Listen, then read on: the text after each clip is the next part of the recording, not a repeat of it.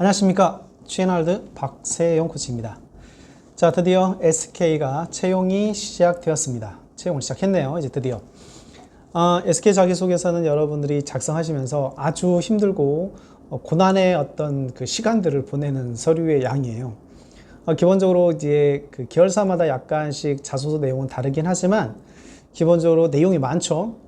특히 이제 오늘 하이닉스, SK이노베이션, SK매직 등이 공통 항목으로 나와 있는데 이런 해당 기업들의 자기소개서를 쭉 한번 살펴보는 시간을 가질 거고요. 일단 첫 영상은 1번 항목 자소서 작성법으로 진행을 해보도록 하겠습니다.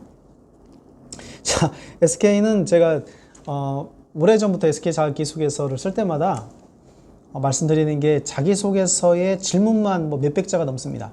그래서 자기소개서의 내용도 잘 보셔야 되고 긴 만큼 그만큼 뭐랄까 이런 기업들이 사실 여러분들에게 쓰기 더 좋은 기업이에요.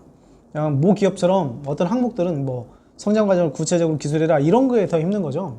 SK는 질문이 좋기 때문에 질문에 해당되는 내용만 쓰면 돼요. 그래서 쓰는 방법에 관련된 이야기를 간단히 하고 세부적으로 항목별로 어떻게 작성했으면 좋은지에 대한 내용을 좀 설명을 드릴게요. 1번 항목, 자발적으로 최고 수준의 목표를 세우고 끈질기게 성취한 경험에 대해서 말해봐라. 자, 이 질문의 핵심은 뭡니까? 성취한 경험이 질문의 핵심입니다. 자발적으로 최고 수준의 목표를 세우고 이런 내용들도 중요하지만 자발적이라는 단어와 결과물, 성취에 대한 이야기 두 가지가 이 항목의 가장 중요한 포인트예요. 그러면 질문을 볼까요? 질문이 몇 개냐면 무려 6가지로 구성되어 있습니다. 첫 번째, 본인이 설정한 목표는 무엇이냐? 두 번째, 목표의 수립 과정은 무엇이냐? 세 번째, 처음에 생각했던 목표 달성 가능성은 무엇이냐? 네 번째, 수행 과정에서 부딪힌 장애물과 그때의 감정, 생각은 무엇이냐? 다섯 번째, 목표 달성을 위한 구체적인 노력. 그리고 여섯 번째, 실제 결과. 나머지가 이제 진실을 규명할 수 있도록 써라라고 나와 있습니다. 자, 내용을 한번 볼게요. 자, 작성하는 방법에 대해서 일단 소재 선택을 좀 하셔야 되잖아요. 그렇죠? 이런 부분에 대해서 물론 이제 SK 계열사의 자기소개서를 써보셨던 분들이라고 하면 또 나왔네, 비슷하게 나왔네 라고 생각할 수 있겠지만 SK 자기소개서를 처음 접하시는 분들은 으악! 이게 뭐지? 라는 생각을 하실 겁니다. 하지만 내용이 길다고 해서 작성하는 것 자체가 어렵진 않아요. 그래서 제가 알려드린 팁을 가지고 천천히 이야기를 풀었으면 좋겠습니다. 제가 오후구나 오늘 수업 진행하고 상담까지 하다 보니까 목을 오후에 계속 써서 지금 약간 목 상태가 별로 좋은 상태가 아니에요. 사실 제가 목이 그 성대가 좋은 편은 아니라서 하루에 5시간 이상 좀 말하면 좀 힘든데 오늘은 어찌하다 보니까 또 그 정도 시간이 돼서 약간 목 상태가 좋지 않으니까 참고해서 여러분들이 좀 들어줬으면 좋겠고요. 작성법에 관련된 이야기를 천천히 이제 첫 번째 해볼게요. 처음에 이 전체적인 이 소재를 채우기 위해서 도전했던 경험을 찾으셔야 됩니다. 왜냐? 도전은 모든 경험의 아버지입니다. 그러니까 도전에서 시작되기 때문에 일단 기본적으로 도전을 찾으셔야 돼요. 근데 이제 자발적 도전이라고 하니까 뭐 도전 중에서도 자발적 도전이 있으면 더 좋겠죠.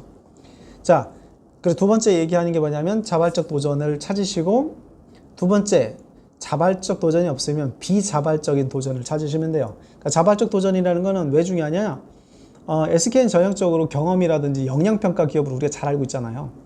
그러니까 뭔가 우리가 자발적인 목표를 세움에 있어서 누가 시켜서 할 때의 어떤 에너지보다는 내가 이거 해보고 싶은데 한번 해볼까라고 하는 내 안에서의 꿈틀거림의 그 에너지가 훨씬 더 크기 때문에 그런 역량을 평가하는 거죠. 그런데 우리가 자발적으로 한 경험이 별로 없다면 비자발적인 경험에서의 높은 수치에 대한 이야기를 만들어 주시면 돼요.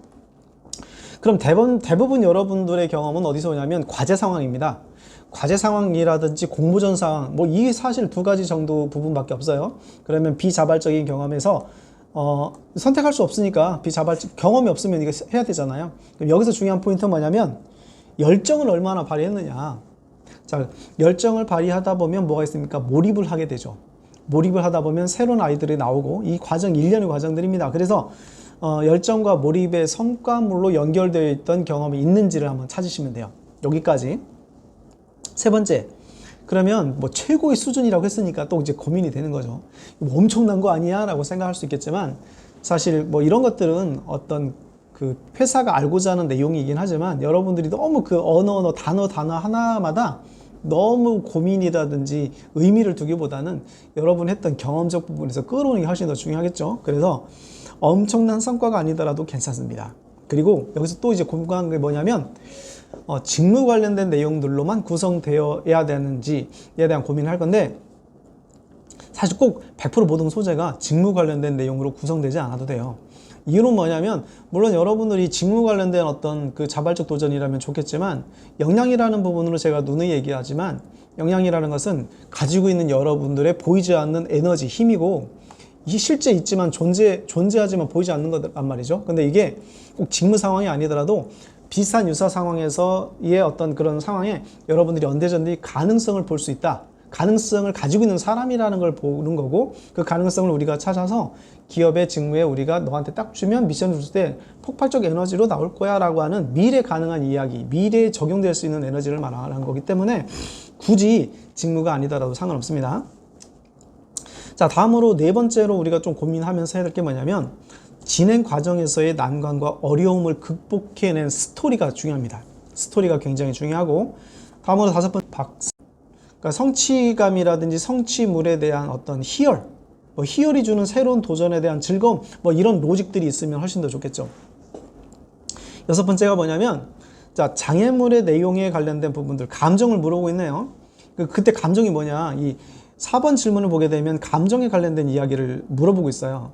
그러니까 대부분 뭐냐면, 애착을 가지게 되게 되면, 거기에 애착을 갖게 되면 뭐가 됩니까? 오기가 생겨요. 뜻하지 않았을 때 오기와 애정과 열정이 생기면 끝까지 한번 가게 되는 힘이 생깁니다. 그런 이야기, 오기라든지 끈기가 있었던 이야기를 써주면 되고, 마지막으로 5번 질문을 또 봤더니 장애물을 장애물로 보지 않는 이런 어떤 내용들이 중요하지 않은가. 그러니까 장애물이 아니라 즐거운 도전 과제로 보는 긍정성, 이런 어떤 커다란 프레임을 잡아놓고 이제 항목별로 들어가는 겁니다. 그러니까 항목별로 들어가면, 자, 1번 본인이 설정한 목표가 무엇인지 물어보고 있어요. 그러면 목표를 세우고 도전했던 경험과 시점, 목표에 대한 구체화, 그러니까 어떤 골을 만들고 싶었는지에 대한 이야기거리가 이제 있어야 되겠죠. 보통 이제 과제 상황에서 이것에 대한 목표, 1등이다, 아니면 무엇을 만드는 것이다, 대회 나가는 것이다 라고 하는 그 목표에 대한 구체적인 내용이 있겠죠. 그걸 찾으시면 돼요.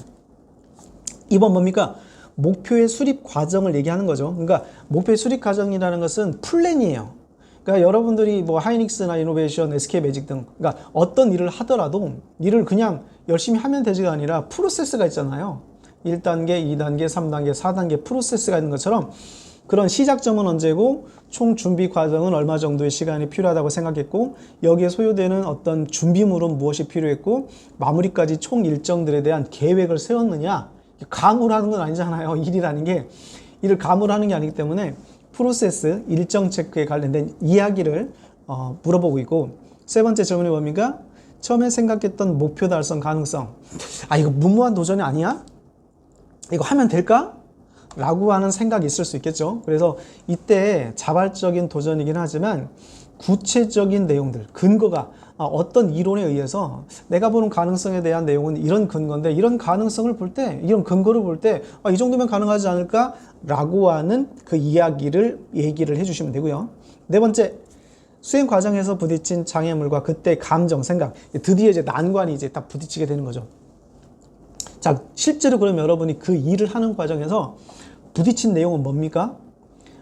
계획들이 되지 않았던 거나 했는데 안 된 내용이라는 게 있을 수 있겠죠. 그걸 찾으시면 됩니다. 근데 그때 느꼈던 건 감정을 물어보자. 생각이나 감정을 물어보니까 생각이 긍정적인 생각일까요? 내가 또 실수했네, 이러진 않을 거란 말이죠. 그럼 보통은 그때 느낀 어떤 상실감, 이걸 해야 되나? 라고 하는 포기하고 싶은 마음, 이런 내용들이 실제로 있겠죠. 또 골똘히 생각하는 어떤 모습도 그려질 수 있겠죠. 내가 뭘 잘못해서 그렇지? 프로세스에 뭐가 잘못됐을까? 이런 내용들, 답답한 마음들, 인간으로서 느끼는 여러 가지 감정들, 그런 다음에 오기가 발동하는 거죠. 그런 다음에 다시 해봐야 되겠다는 그런 마음들이 생기는 거예요. 그리고 나서 목표 달성을 위한 구체적인 노력을 다섯 번째 질문에 사고 있죠. 마음을 다 잡는 거죠. 그 다음에 마음만 다지면 되지, 다 잡는다고 되는 게 아니니까 그 다음부터는 처음부터 계획을 수립하는 겁니다. 그때 그래, 내가 프로세스 10단계 중에서 5번째 단계가 문제 있었던 것 같아. 여기서 그러면 다시 어떻게 세분화될까에 대한 계획들을 세워서 잘 되지 않는 거에 대한 꾸준한 도전들을 지금 묻고 있죠. 그게 굉장히 중요한 내용이에요. 그런 다음에 실제 결과물을 묻고 있습니다. 자, 결과와 느낀 점, 결과 부분에서는 결과의 내용도 중요하지만 항상 결과물에서는 느낀 점이나 배운 점, 그 어려운 걸 해낸 나에 대한 성찰 관련된 성장 이야기, 이런 것들로 구성되었으면 좋겠고, 7번 같은 경우는 그래서 다 근거가 제시될 수 있도록 이야기를 써줘라 라고 해서 마무리가 되어집니다. 자, 이렇게 가장 중요한 부분들, 그러면 전체 내용 중에서 가장 중요한 게 뭐냐? 4번과 5번 내용이 굉장히 중요합니다.